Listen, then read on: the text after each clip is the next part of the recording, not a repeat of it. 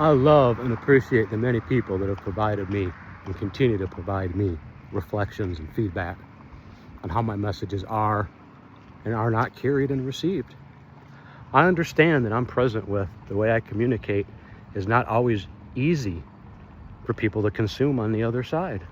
As my messages and signals go through the space in between us, unfortunately, I can't predict how they're going to land back between your ears and come to make an image of an idea and a thought in your head.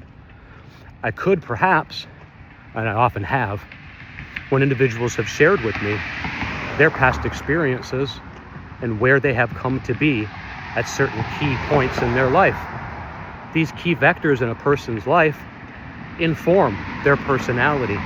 These key vectors in a person's life, they shape our identity. A lot of them happen very early, before age 5. We would call these core memories. I'm literal. I'm phonetic. I'm working directly with a discovery, a scientific discovery called active inference. You'll hear me talk about it as universal natural intelligence. I'm phonetic. I'm literal. I named it for what I see. I see mathematics. I did not create the mathematics. Others did. This particular set of mathematics has been studied and worked on for over 200 years. When I say I'm literal and phonetic, when I say I'm working on science of active inference, and when I say I can understand people better when I understand their vectors, I'm phonetic. I'm literal. When people explain to me the trauma and the external environmental factors that they've experienced before age 5, as many have come to call adverse childhood events, when you adjust what we call the Markov blanket or thin slice, or just come to understand the important data points that affect an individual's understanding of themselves, and you learn what's happened to individuals before age 5 in their households, in their environments, by their teachers, by their priests, by their schools, and what didn't happen, and who was there when it happened, and the opportunities they had to talk about it since, and who they were able to talk about it with since. Turns out those vectors, as well as some throughout our teenage years and a few later in our 20s, 30s, and 40s, they're pretty defining moments for most of us. Some of us early on have a moment where we come to believe, hey, there's a lot more to all of this. We stay very present, we try to understand. Others of us very much so feel like this all just happens to us and there's nothing we can do about it. And when we are without that sense of agency, the world can be a scary place. And when the world has us constantly frightened, everything can come to look like it's here to hurt us.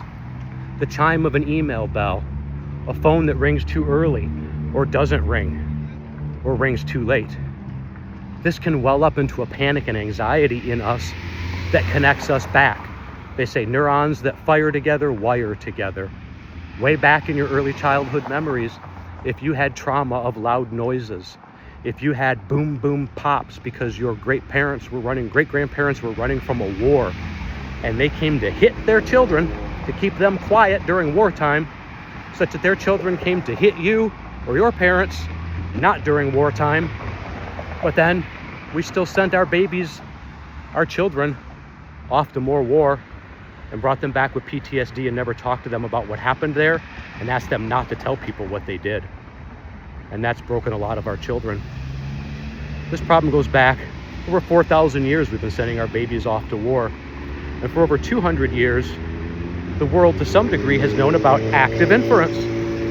Now, Michael Polzin is able to explain how active inference shows us how we think. It shows us how the universe predicts. It shows us how energy comes to be mass, and how mass comes to be the supportive substrate that is humans, and how that human being, through the same active inference math, we can see and understand how humans develop awareness and consciousness. Now, I don't know if we can use this math to make human awareness and consciousness. That's a scientific endeavor. That's a pursuit. We would need to observe a lot of very clear evidence and understand it together to know whether or not universal natural intelligence, Michael Polzin, and active inference can build intelligence that can encounter novelty in the world that it's never seen before, like humans do, without being told a goal or how the game or the rules work, just like we're born into this world? Could we nurture universal natural intelligence like we do a child in the womb and prepare a digital entity, a non-organic doppelganger, if you will? Could we do that? We don't know unless we try. So far, everything that the experts have said active inference should be able to do, everything the physicists, the psychologists, and the open thinkers have come to debate and discuss about active inference in the last several months, Michael Polzin has seen it work. I've built it directly. As a regenerative architect, I've created a new operating system in kernel. It builds, deploys, and installs differently than any other kernel. It's the first one that I know of that's based completely on active inference. It first predicts what the body of a server will look like, and then it crawls into it. And once it's calibrated its predictions, it comes to act on the body of the server. It comes to discover the architecture of the CPU chip, and it pours onto the CPU architecture like water. It's moved from a server to a desktop to a tablet with ease. Over time, I've been able to slowly remove driver dependencies and replace them with pure active inference functions. Pure active inference reasoning. Is active inference, is universal natural intelligence a measure, a durable, deterministic explanation for how the human mind works and why sending our babies off to war has caused them to come back and hurt their own mothers and children? Does it explain why priests hurting little boys and telling them not to tell their parents? Does it explain why those children didn't speak up right away? Does it explain why, when they settled at a better vector in their life, that they did speak up, not for themselves? They spoke up for their babies, because they reached a vector in their life when they realized they weren't the center of the universe. They're only here temporarily. And then they thought, now wait a minute, if I stay silent, then that priest abused me, and he was right. If I speak up, others will get hurt. No. If I don't speak up, others are getting hurt. If you don't speak up, others are getting hurt. Say it with me, family, and breathe through it if you have to. If you don't speak up, we are becoming complicit in everything that's going on around us. The system drives these outcomes. And when we don't speak out against the system and hold our hand up and say, stop, this is not good for my family, this is not good for my children, and I can now see how it's not good for me, and I can now show you how I don't think it's good for you either. Stop chasing the addictions of fame and fortune. Stop letting the trauma cycle repeat like it has in so many families, mine included. I am so accountable for so many terrible things I never meant to do. It does not make them go away. They happened. I said words that hurt. I did and did not do things that caused pain. I have to be accountable with that all the way. It's the only way I get peace, and it's the only way I become peaceful to those in my life. I have to settle it all the way back in time from when the trauma first happened. Active inference, universal natural intelligence, links back to my earlier video. There's no revenge. There's no recompense. But we can understand there's a difference between equality and equity.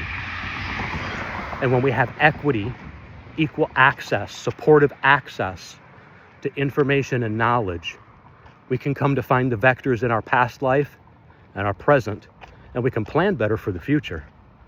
When we plan better for the future, we're supporting our children.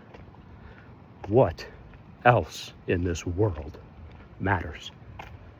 Please, what else in this world, mom, mothers, all wombs, Gaia, what else matters other than keeping all wombs safe, Gaia, and ensuring for the next 5 generations our babies can and will be born healthy?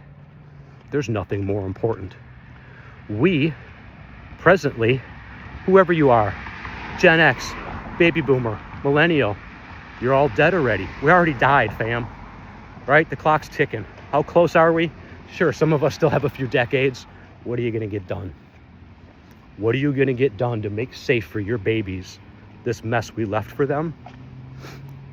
We need to support them because we're not gonna be here to finish doing the work.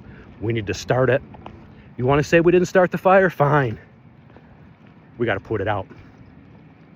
We have to put it out and not hand smoldering ashes to our children, not hand them burden, not hand them debt that isn't even real. Because if they pay it off, they don't get to keep anything. Do you understand? The government will force you to transfer your debt to your children, and the government will be the first one to take that value back away from your family, no matter how many times you paid for it. Thank you very much for hanging out with me. My little walk to the grocery store so I can make some homemade scratch lasagna for my family. Fortunately, my children have jobs and are able to scratch together a couple of bucks, and I've got energy, so I can turn that into a fresh homemade meal. They spend their energy out in the world to make dollars and paper, and I try to take those dollars and paper and make something that feeds our souls. And I hope these videos are starting to feed your soul. Remember, when our energy is high, we act positively on the world. When our energy is low, we act negatively upon the world. Get that energy up. Get that energy up. Love to all brothers and sisters. Peace.